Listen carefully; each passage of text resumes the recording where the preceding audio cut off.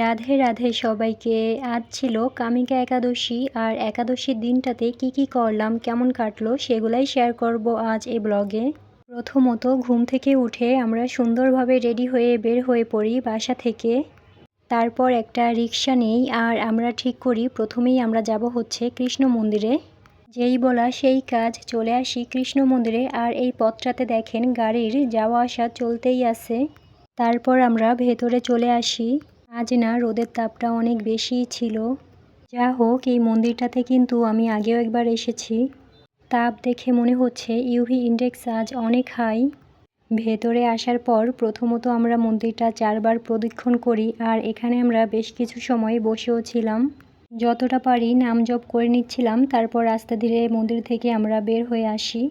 বের হয়ে তারপর একটা রিক্সা নিই, আর এবার হচ্ছে আমরা চলে আসি প্রবর্তক মোড়ে ইস্কন মন্দিরে। এটা হচ্ছে ইস্কন মন্দিরে যাওয়ার পথ, যে পথ দিয়ে যেতে হবে। এখান দিয়ে আমরা হাঁটতে থাকি, আর এই তো মন্দিরের ভেতরটাতেও আমরা অলরেডি চলে আসি। এখান থেকে আমি নিজের জন্য একটা পার্সোনাল গীতাও কিনে নিই। এটা যেহেতু আজ অনেক রোদ ছিল, তাই আমরা আশেপাশে আর না ঘুরে সরাসরি মন্দিরের ভেতরেই চলে আসি।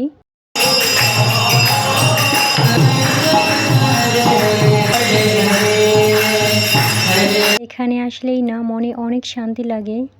যা হোক, আমরা অনেকটা সময় আজ এখানে কাটিয়েছি। এরপর বাসায় যাওয়ার জন্য বের হয়ে আসি, আর সাথে করে একাদশীর এই প্রসাদটা নিয়ে আসি।